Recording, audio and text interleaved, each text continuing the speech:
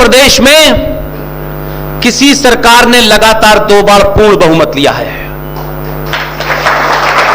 इसलिए आजकल ये छोटे भाई का पजामा, बड़े भाई का कुर्ता, इनकी बेचैनी का कारण कुछ और है। इसलिए मांगने से, मैं फिर कहता हूं, मांगने से कुछ नहीं मिलता है। इसलिए बहुत सारी चीजों पे, क्योंकि ये उत्तर प्रदेश में जो दोबारा से आए हैं, उसके बाद ये मेरा पहला भाषण है।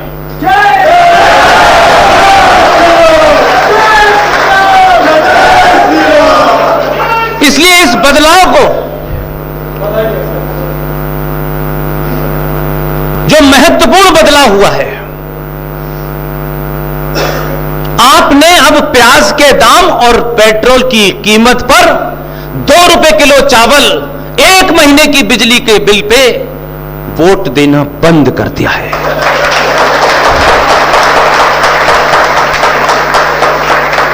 कसम खाइए कि आप सरकार देश चलाने के लिए नहीं चुन रहे हैं। देश तो तब भी चल रहा था जब देवी गौड़ा थे। देश तो तब भी चल रहा था जब भारत का विदेश मंत्री,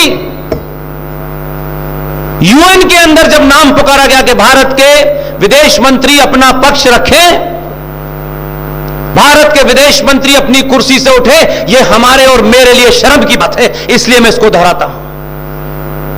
हम सब के मुंह पर यह एक तमाचा है कि 95 करोड़ हिंदू इस देश में ढंग का नेता नहीं चुन पाते। उनका नाम पुकारा गया कि भारत का विदेश मंत्री आए, अपना पक्ष रखे। हमारा विदेश मंत्री गया मंच पे, रेस्पेक्टेड प्रेसिडेंट कहने के बाद उस आदमी ने भाषण पढ़ना शुरू किया। 10 मिनट के बाद विदेश मंत्रालय का सेक्रेटरी भागा गया और उन्होंने कहा, माय लॉर्ड, इस वाले को नहीं, इसको पढ़ना है, ये पुर्तगाल का भाषण है। ये हंसने की बात नहीं है। ये इस बात में मुझे शर्म आती है कि 90 करोड़ लोगों में से हम किन बौनों को चुनते हैं। ये उसकी बेइज्जती नहीं है, ये भारत राष्ट्र की बेइज्जती है। चुनते तो आप तब भी थे, तब भी आपके मूल में मैं, मेरी जाति, मेरा इलाका, मेरा भाई, मेरी बहन, मेरा चाचा, मेरा ताऊ, यही था। भारतीय राजनीति के केंद्र में कभी सनातनी हिंदू था ही नहीं। यह पहला बदलाव है। कहा जा रहा है कि 37 साल के बाद उत्तर प्रदेश में किसी सरकार ने लगातार 2 बार पूर्ण बहुमत लिया है। इसलिए आज यह आत्ममंथन करना चाहिए कि हम बेटी के लिए लड़का देखें, बेटी के लिए दूल्हा देखें। जितनी हम उसमें कमियां और अच्छाइयां निकाल सकते हैं, जितना समय उस पर बिताते हैं, सरकार के चुनने से पहले भी इसी बात का ध्यान रखें।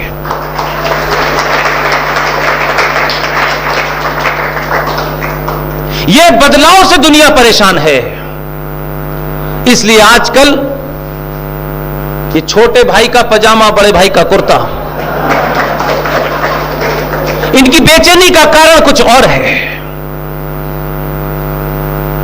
उनकी बेचैनी ये नहीं है कि आपने सत्ता में उत्तर प्रदेश में दोबारा किसी को रिपीट कर दिया है और दिल्ली में रिपीट कर दिया है। उनका डर यह है कि 700 साल के बाद आपको अपने होने का बोध हो गया है।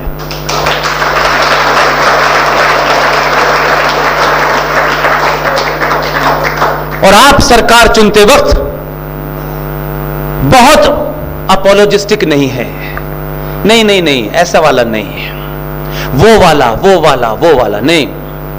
जो सत्ता के नियमों में जो भी नियम बने हैं सत्ता के, उन नियमों को काट करके सत्ता पे काबिज हो सकता है, चाहे वो 2002 के दंगों का हीरो ही हो, वही हमने करना शुरू किया। इसलिए हमारे समाज में अभी भी बहुत सारे लोग हैं, नहीं नहीं नहीं नहीं, ये नहीं, देखिए ऐसा नहीं, लोग क्या सोचेंगे। लोग वही सोचते हैं जो आप चाहते हैं। इसलिए आपने बड़े लंबे समय के बाद अपने हीरो की तस्वीर बदली है। आपने इस कुंठा से बाहर निकल गए कि समाज हमारे बारे में क्या कहेगा। यह समाज आपसे उस वक्त नहीं पूछने आया था जब 2 दिसंबर 1989 को जम्मू कश्मीर के एक इस्लामिक जिहादी को शपथ लेकर के भारत का पहला मुसलमान गृह मंत्री बनाया था। तब आपने सवाल नहीं पूछा, वो कभी अपोलोजिस्टिक नहीं हुआ। उसको पहला मौका मिला, एक चांस मिला 4-6 महीने का, वो अपना काम करके चला गया। आपको कितने साल चाहिए? अगर ईमानदार हैं तो एक एक दिन में हर वो बहुत सारे कामों की लिस्ट है जो इस राष्ट्र को, इस सनातन को बचा सकती है। आपको 50 साल नहीं देने हैं हमको। जो 50 साल की बात करें उनसे कहिए ना, ये बेईमानी नहीं होगी।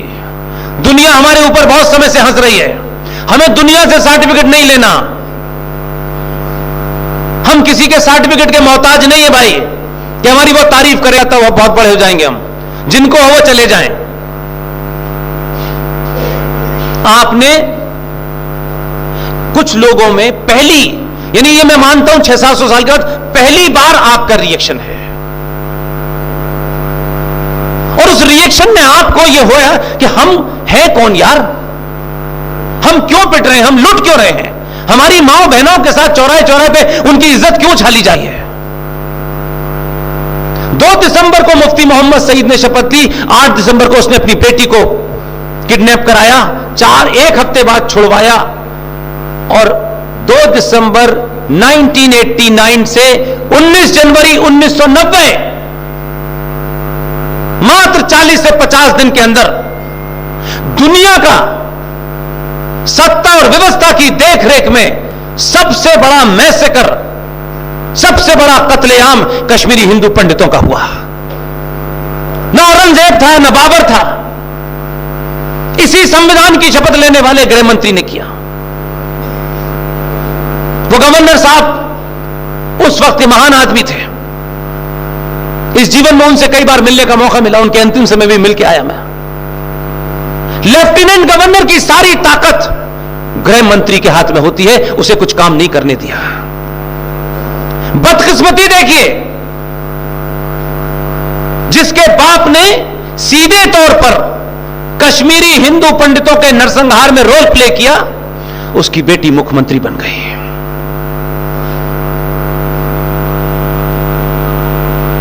और जिस आदमी ने उस गृह में स्टैंड को जला दिया,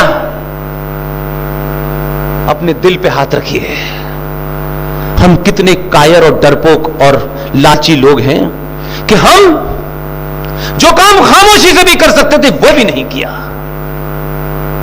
हम, क्योंकि हमें आदर्शवादी दिखना है, हमें महान दिखना है। दारा सिंह जिसने ग्रैम स्टैंड को जला दिया था, 29 साल से जेल में है, एक दिन को भी उसको पेरोल नहीं मिली। उसकी मां की डेथ हो गई, उसकी पिता की डेथ हो गई। सरकार को जो करना है करेगी, न्याय व्यवस्था जो करना है करेगी, समाज तो जिंदा है। समाज ने क्या किया?